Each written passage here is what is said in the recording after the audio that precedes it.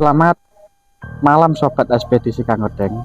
Pada malam ini kita akan mendatangi sebuah makam yang dikeramatkan, di mana kerap didatangin oleh orang dari berbagai kota hanya untuk mencari pesugihan.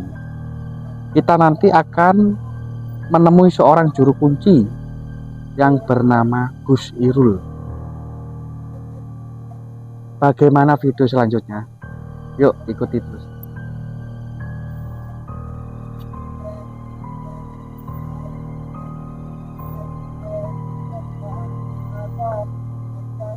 Katanya makam ini bernama makam Eyang Suruganti. Terus makam tersebut di tengah-tengah makam umum. Ada namanya pohon samboja, itu besar banget. Katanya tua. Ratusan tahun mungkin pohon itu.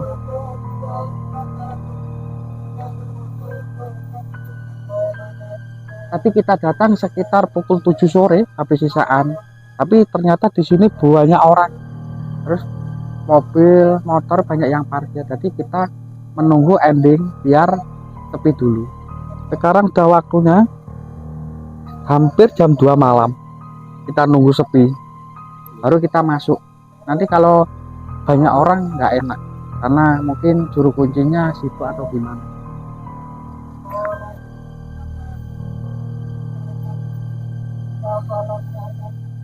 Ini posisi pas malam Jumat loh ya. Posisi malam Jumat, kita bener-bener sudah tengah malam lewat.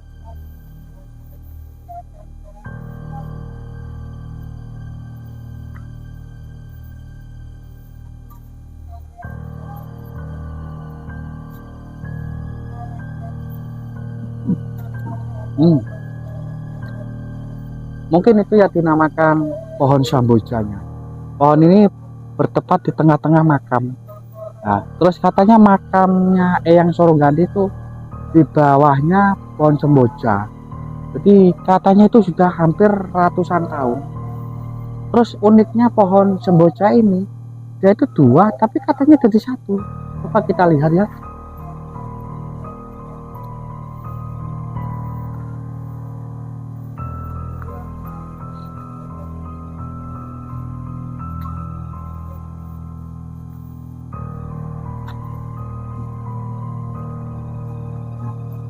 Di mana ada pohon semboja sebesar ini dan setua ini.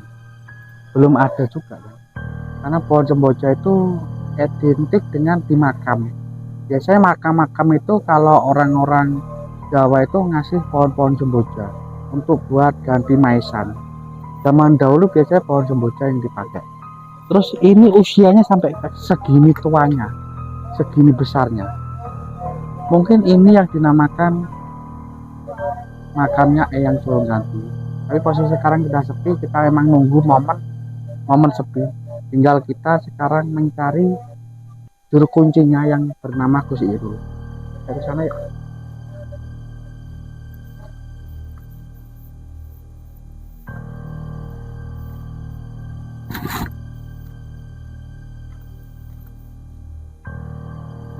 Terus kata-kata orang itu kita mendengar, bahasanya di sini tuh bisa mendapatkan pesugihan jenis-jenis yang kudengar itu tuyul dan uang-uang goib. Makanya kita membuktikan, kita indokasi dengan juru kuncinya. Siapa tahu juru kunci mau ya. Ya yuk, doakan aja ya.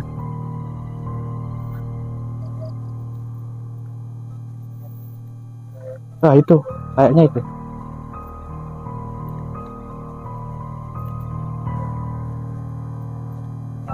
Assalamualaikum.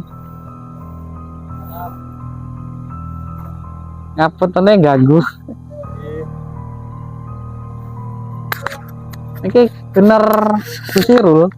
Juru kunci ini makam yang saged nganu kula ajeng edukasi sebentar ya. Sang ya. Bawa kamera. Apa ini, Mas? Enggak, kita itu lagi edukasi aja.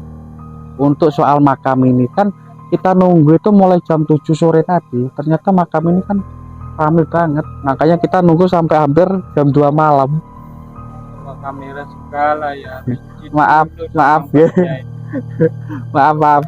Jadi kita ingin mengetahui sosok-sosok Eyang Surganti di sini. Jadi sejarahnya gimana, kok bisa sampai kayak gini, Gus? Inilah takut. Bisa kita ngobrol, Gus ya? Boleh. Permisi, Gus ya. Kalau saya tadi itu mulai jam 7 loh, Gus. Iya. Sampai dari sini terus nunggu kok banyak tamu. Jadi nunggu sepi Gitu ya. Jadi kalau kita rame-rame banyak orang, takut kalau kita bawa kameramen ganggu. Ya, enggak boleh sebetulnya Pak. Nggak boleh ya. Iya, biasanya terganggu kameranya itu. Kalau enggak Mbah Boyot ngerestui itu biasanya ada gangguan-gangguan. Terus saya ingin tahu gini loh, Gus. Sejarahnya makam Eyang Surganti ini gimana? Kalau sejarahnya panjang, Mas. Karena Mbah Boyot ini ibarat pahlawan tidak dikenal. Jadi masa perjuangan dia itu beliau menghabiskan waktunya untuk bertapa, mengasah ilmunya untuk melawan jajahan zaman dahulu itu, Mas. Lawan Belanda ya? Iya. Terus panjenengan itu katanya masih ada garis keturunannya dengan Eyang Surganti. Iya, betul. Orang tua saya dulu mengatakan begitu ya, karena orang tua sudah meninggal, Mas, disuruh nguri-nguri bersihi makom ini gitu. Jadi saya itu ya amanat dari orang tua, ya saya jalani, alhamdulillah panjang umur sampai sekian saya bisa nguri-nguri. Terus aku dengar itu di sini bisa mencari kekayaan. Apa itu benar? Ya tamu itu banyak, Mas. Ada yang minta kekayaan, ada yang minta undian, ada yang minta istrinya kabur biar pulang, ada yang minta kewibawaan, juga ada yang ingin jadi tentara itu ritual. Terus tawasul di sini ya alhamdulillah jadi. Punya cita-cita mungkin lewat Mbah Boyot, minta kepada Allah lewat Mbah Boyot Surganti, gitu. Terus kalau minta kekayaan itu jenisnya apa di sini? Ya macam-macam, tergantung orangnya mau minta apa. Mau minta tuyul, monggo. Mau minta apa?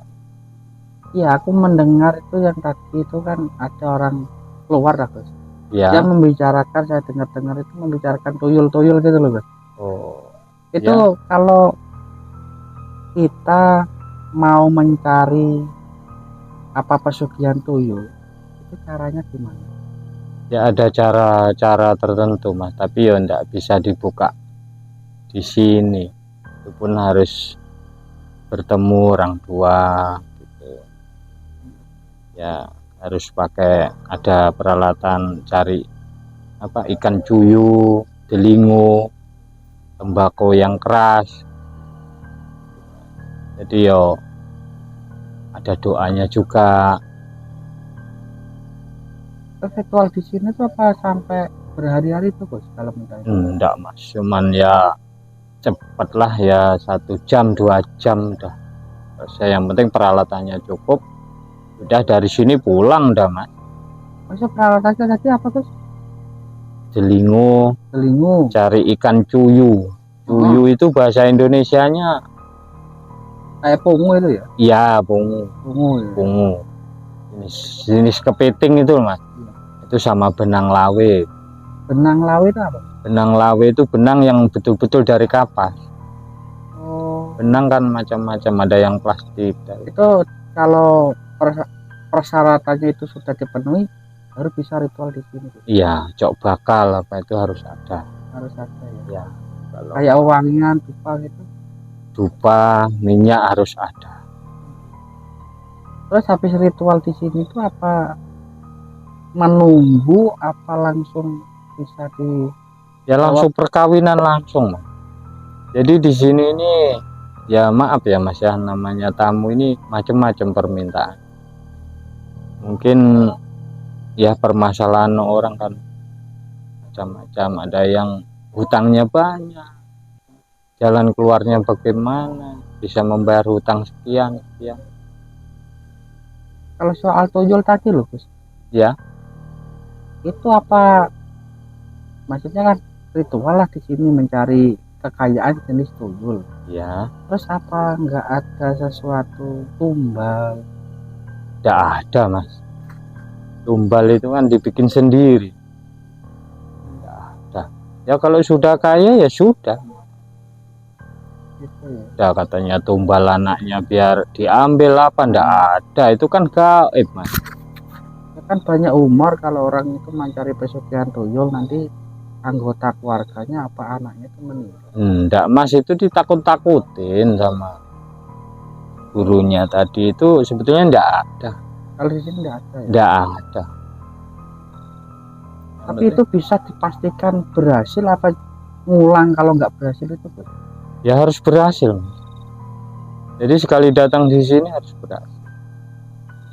Jangan sampai ngulang. Ndak. Begitu mau masuk, mau cari itu ya dicariin, nanti dibawa pulang dari sini. Tapi orang lihat tidak kelihatan, dia sendiri yang lihat. Orang yang melihara itu aja yang melihat. Iya, orang lain tidak bisa melihat.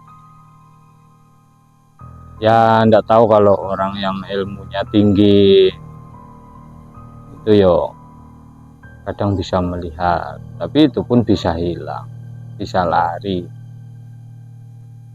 Terus dengar lagi di sini tuh bisa mencari apa? Dana uang gaib. Ya, Tapi uang gaib itu gimana? tabungan gaib itu begini Mas. Cari uang kuno itu 7 lembar berarti 14 lembar.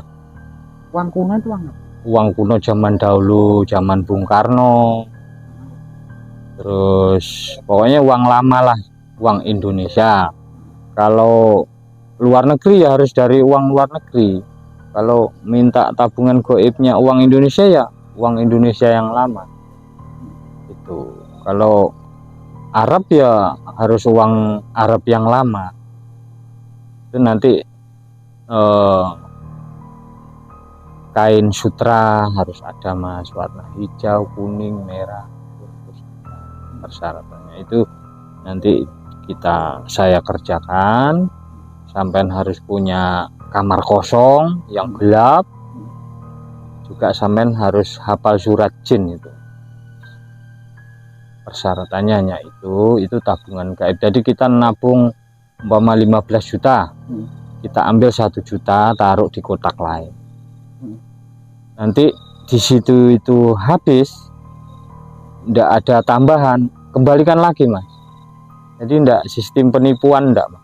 Kembalikan lagi sampai tabungan ini betul-betul ditambahi oleh gaib tersebut. Maksudnya itu orang yang punya hajat Ya. harus punya kotak tadi. Nah, kotak kayu Terus kotakan kembang. tadi dibawa pulang apa di sini? Ya dibawa pulang Mas. Oh, ada uangnya Di dibawa rumahnya pulang sendiri ya, bikin kamar khusus. Jadi bukan harus di makom, nanti terganggu di sini. Oh, Jadi jam 12 malam itu duduk ritual, membaca surat jin tersebut, berapa kali bacaan, nanti uang itu akan bertambah. Diambil 1 juta setiap bulan ndak habis. ini loh Gus, yang ini loh, saya kurang agak bingung ya. Ya, Jadi kotaannya itu dari sini, ya, apa buat sendiri? ya dari sini Mas, saya membikinkan. Dari sini dibikinkan, Nah, terus dikasihkan orang yang punya hajat. iya, betul. Terus dibawa pulang. Dibawa pulang. Nanti ditaruh di dalamnya uang sendiri. Iya, Di rumahnya itu harus ada ruang yang kosong ya. kosong. Kamar khusus tidak boleh orang masuk. Kirain saya itu sama bikin kotak, orang itu harus mengisi uangnya, terus kotaknya di sini. Kan banyak penipuan kayak gitu. Oh, enggak boleh. Oh, berarti Harus kotanya bawa pulang ya? bawa pulang. Sama Nanti uangnya itu ya? yang ngambil ini yang punya tugas menjalani tersebut. Kalau anaknya ngambil tidak boleh, istrinya pun ngambil tidak boleh. Yang baca surat cinta. Harus hafal surat jin, persyaratan pertama itu mas. Nanti masalah kotak, uang lama itu nyari ada, kain sutra apa itu ada. Itu kalau setiap hari diambil 1 juta kan, kalau 15 juta kan habis 15. Iya, kalau habis diambil kosong, itu dikembalikan lagi sampai berhasil. Oh, diulang lagi? Iya, diulang lagi. Nanti kalau diambil dalam total 15 ini, di luar sudah 15, di dalam diambil lagi masih ada, itu berarti sukses. Itu terus. Jadi tidak boleh kita ngambil lebih mas. Jadi dalam 1 bulan tuh ngambil 1 bendel ya 1 bendel. Oke. Jadi tidak ada penipuan kamu harus bayar sekian-sekian, tidak ada.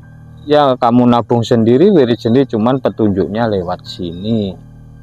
Cara-caranya lewat sini. Kalau ini Gus, apa ini kayak tadi kan orang mempunyai pesugihan dituyul ya, terus dengan caranya uang apa, uang gaib tadi namanya, uang bibit, tabungan uang gaib. tabungan gaib. Iya, memang itu ada. apa upacara di sini tuh diharuskan ada upacara, apa ada sesaji, apa ada biaya?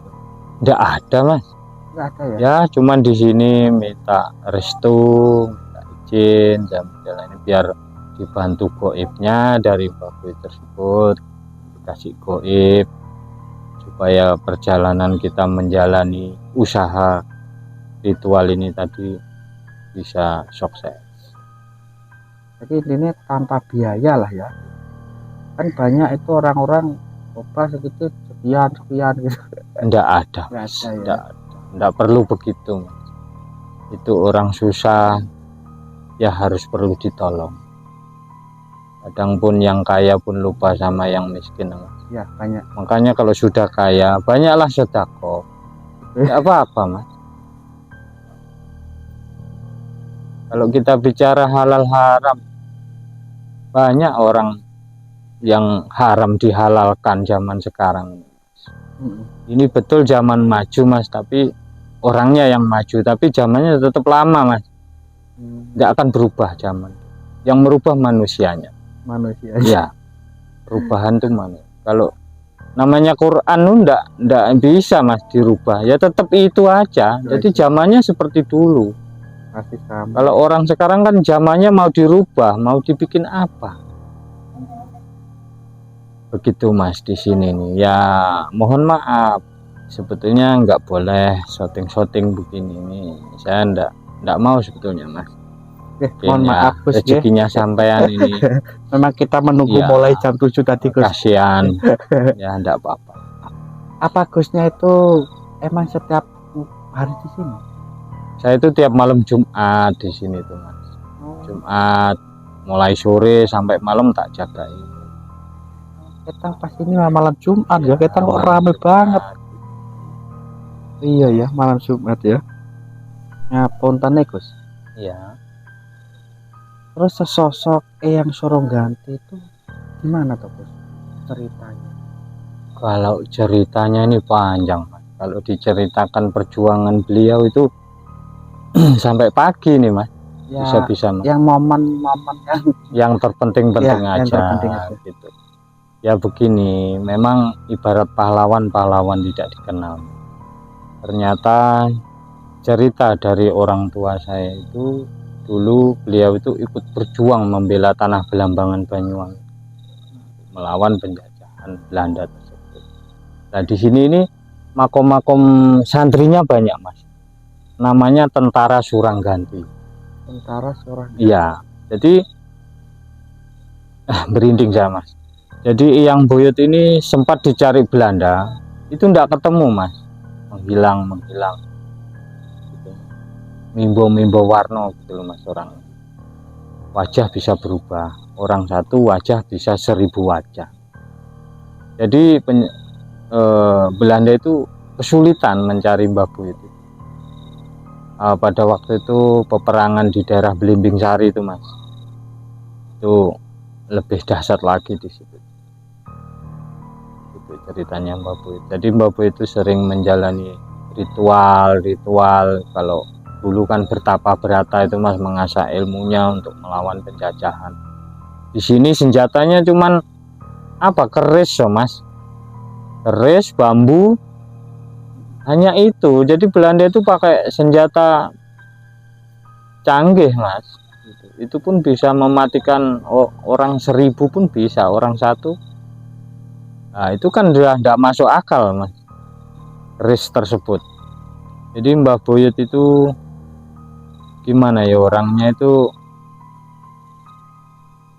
ya itu tadi Mas, dihabiskan waktunya untuk membela tanah Belambangan. Ya anak-anak cucunya juga banyak Mas di Banyuwangi itu, Mas. Jadi pertama itu dulu orang tua saya bercerita di saya kan meneruskan nguri-nguri. Ini bapak ibu kan sudah tidak ada Mas, sudah meninggal. Jadi itu meneruskan yang nguri-nguri ya juga untuk masyarakat Lateng semua.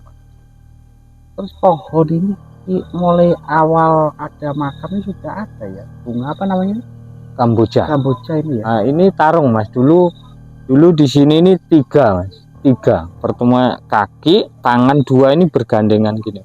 Ini melingkari makom yang sebelum ditembok ini Mas, sampai ngeleser ke bawah ini.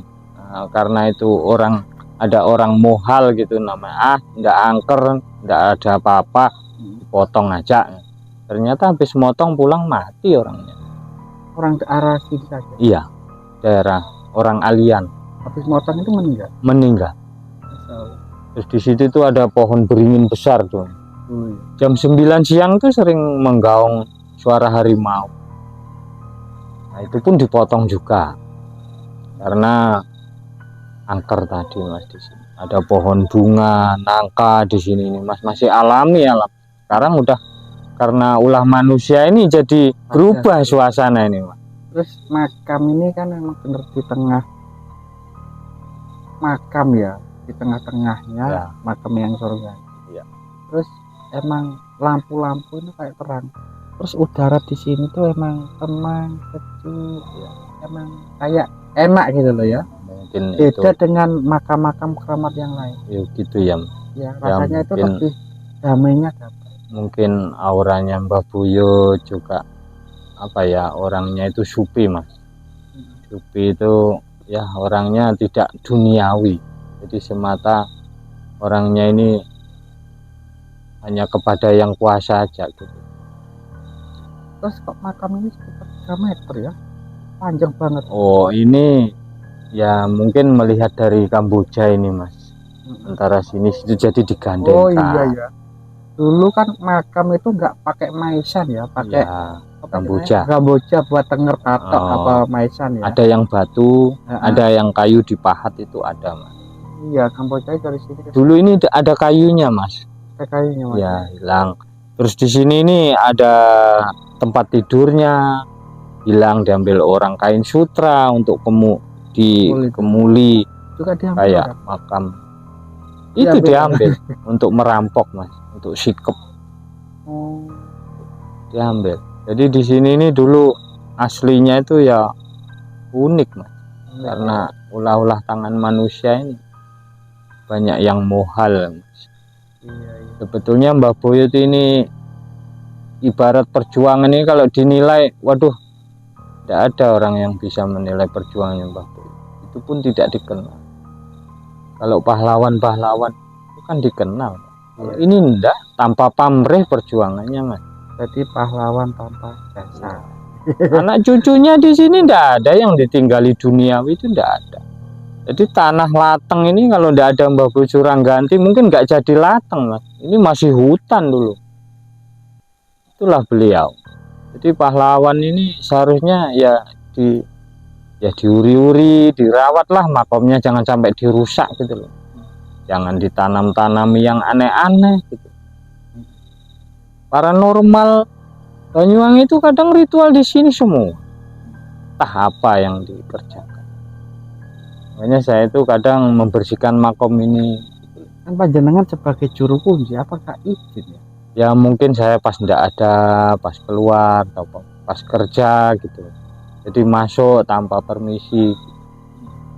Tapi panjenengan itu mulai jadi juru kunci di sini tuh udah berapa tahun? Ya lama Mas, mulai saya masih tahun 1999 itu bapak saya masih ada Mas. Nah terus meninggal ya, mulai itu jadi mulai bujangan tuh saya sering nyapu, malam Jumat suruh nyapu, membantu bapak tersebut. Jadi gantiin bapak lah. Ya kadang ada tamu biar layak gitu loh Mas, biar bersih. Kadang tamu jauh ya saya persilahkan, ziarah kubur monggo gitu. Yang penting tidak merusak. Pernah dirusak orang, ya namanya orang stres Mas, itu dirusaki semua. Bangunan-bangunan maesan tuh dihancurkan. Saya pun tidak terima pada saat itu. Namanya Pak Sanen tuh Mas. Ya. Terus di sini nih Mas, ya ndak boleh sampai dikotori, berhubungan intim di sini ndak boleh. Saya ndak terima itu. Kalau toh ritual ziarah atau apa gitu, yang penting tidak ndak apa-apa Mas. Tapi kalau mengotori makom ini saya ndak terima. Mesti Mbak Buyut ngomong sama saya, rumah saya kotor, bersihkan gitu. Kadang ngomongnya itu ya rumah saya kayak banyak alang-alangnya, tolong dibersihkan. Tapi lewat mimpi saya Mas, sering dikasih mimpi. Kembali lagi ke pesugihan tadi Pak, Iya, gimana? itu apa, kalau ingin orang mencari tuyul itu apa pasti dapat, apa cuma apa ya namanya, nyoba-nyoba aku gak dapat kesini lagi, apa kesini langsung dapat gitu? Ya kalau bisa sekali daftar masuk ya harus dapat. Jangan Tapi ada nggak, mohon maaf ya tak Ya. ada nggak, kan sudah mulai tahun 99 kan Ya, udah lama. Iya. Ada yang gagal nggak? Kayaknya enggak ada Mas. Tapi ya bisa dihitung orang Yang gagal ya? enggak, yang ingin punya tuyul itu bisa Oh, dihitung. enggak semua Enggak kesini. semua banyak orang Gitu minta. Enggak ya? Ya orang-orang tertentu yang betul-betul kesusahan, hutangnya banyak gitu loh. Jadi enggak semua orang makan. Tadi kan saya lihat kok ruami kirain minta tuyul semua. Oh enggak Mas, Enggak ya? lain-lain. Lain-lain ya? Ada yang ziarah, Ada. ada yang apa ya, anak cucunya banyak gitu, juga tamu-tamunya banyak. Jadi ya saya persilahkan bebas gitu loh. Terima kasih Gus atas waktunya, sudah berkenan mau menceritakan soal makam ini dan soal tempat ini. Iya, Kami dari tim ekspedisi Kang Odeng pamit undur diri. iya. Assalamualaikum warahmatullahi wabarakatuh. Waalaikumsalam warahmatullahi wabarakatuh. Ngapuntene lek enten tutur kata sing kliru Gus nggih. Ya, Kula mriki wau dereng permisi lak pakai bawa kamera. ya, Ngapuntene sing kathah nggih. ya enggak apa-apa. Ya. Enggak apa-apa.